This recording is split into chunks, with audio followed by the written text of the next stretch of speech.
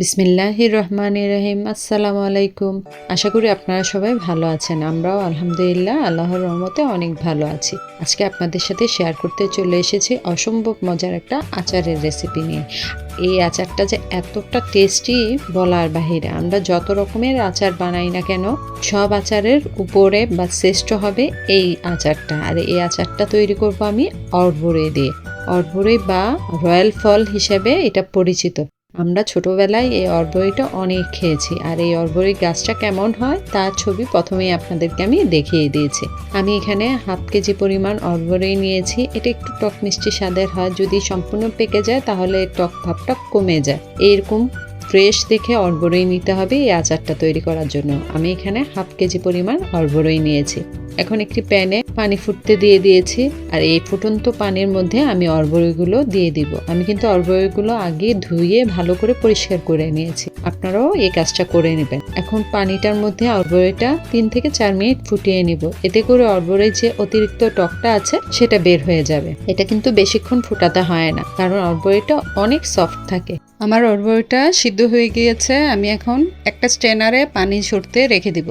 চলে আসলাম অন্য একটি প্যানে। এখন আমি একটা মশলা তৈরি করব। আর এই মশলা তৈরি করার জন্য আমি এখানে 5-6টি শুকনো মরিচ নিয়েছি, 1 চা চামচ পরিমাণ মৌরি নিয়েছি, 1 চা চামচ পরিমাণ ধনিয়া গুঁড়া নিয়েছি, 1 চা চামচ পরিমাণ জিরা নিয়েছি, আর নিয়েছি 1 চা চামচ পরিমাণ পাঁচফোড়ন। আমি এই মশলাগুলোকে এখন অল্প হিটে খুব ভালো করে টেলে নিব। আর এই মশলাটা যদি ঘরে তৈরি করা থাকে, যে কোনো আচার তৈরি করা খুবই সহজ হয়ে যাবে। আমি এগুলো খুব ভালো করে মচমচে করে ভেজে নিব, তারপরে ব্লেন্ডারে ব্লেন্ড করে নিব। তবে অবশ্যই ঠান্ডা অবস্থায় ব্লেন্ড করতে হবে।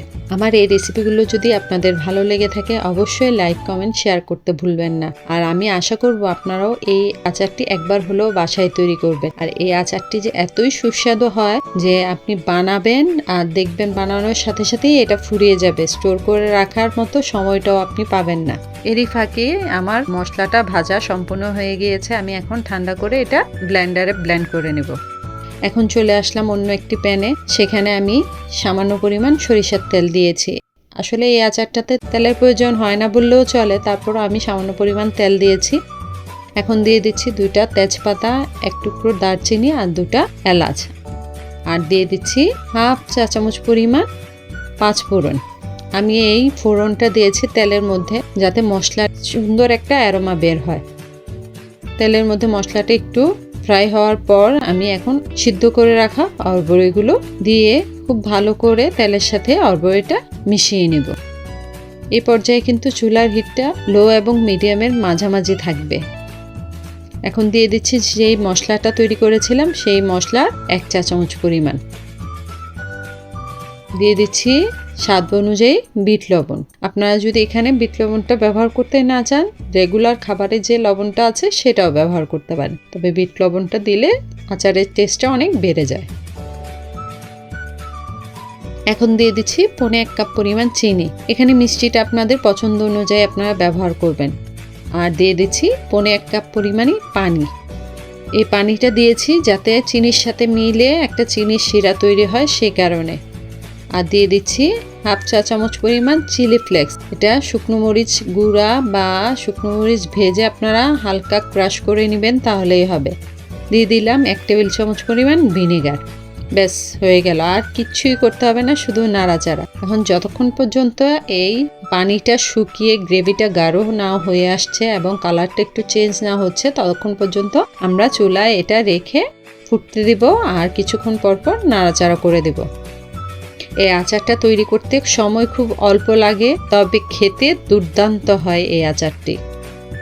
আশা করব আপনারাও এই আচারটি তৈরি করবেন, কারণ এখন গ্রীষ্মকাল আর এই সময় অর্বরিটা পাওয়া যায়। তবে অর্বরির সিজনটা খুব অল্প সময়ের জন্য থাকে। তাই যারা যারা অর্বরি পছন্দ করেন আর এই আচারটি তৈরি করতে চান, এখনই উপযুক্ত সময়ে বাজার থেকে অর্বরি কিনে এনে অবশ্যই এই লোভনীয় আচারটি একবার হলেও বাসায় ট্রাই করবেন। আর যারা মশলা পছন্দ করেন না, তারা মশলা ছাড়া জাস্ট চিনি দিয়েও এই অর্বরি আচারটি তৈরি করতে পারেন। সেক্ষেত্রে হবে এটা অর্বরির মোরব্বা, সেটাও কিন্তু অসম্ভব মজা হয়। এখন দেখুন পানিটা অনেক শুকিয়ে গিয়েছে আর কালারটাও চেঞ্জ হয়ে এসেছে। আমি আরও কিছুক্ষণ চুলায় রাখবো পানি টানার জন্য। নাড়াচাড়ার এক পর্যায়ে দেখুন পানিটা একদম শুকিয়ে তেল আর চিনির যে গ্রেভিটা তৈরি হয়েছিল সেটা ঘন হয়ে গিয়েছে। এই পর্যায়ে আমি চুলাটা বন্ধ করে দিব, কারণ ঠান্ডা হওয়ার পরে যে গ্রেভিটা আছে সেটা আরও গাঢ় হয়ে যাবে। আমার আচার কমপ্লিট। খুব সহজেই আমরা এই লোভনীয় আচারটি বাসায় তৈরি করে নিতে পারি। ছোট বড় সবারই খুব প্রিয় এই অর্বরের আচার।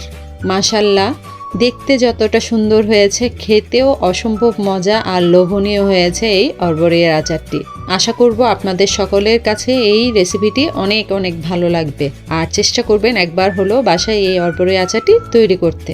আজকে এই পর্যন্তই, দেখা হবে পরবর্তী কোনো নতুন রেসিপিতে। সেই পর্যন্ত সবাই ভালো থাকবেন, সুস্থ থাকবেন, আমাদের জন্য দোয়া করবেন। আল্লাহ হাফেজ।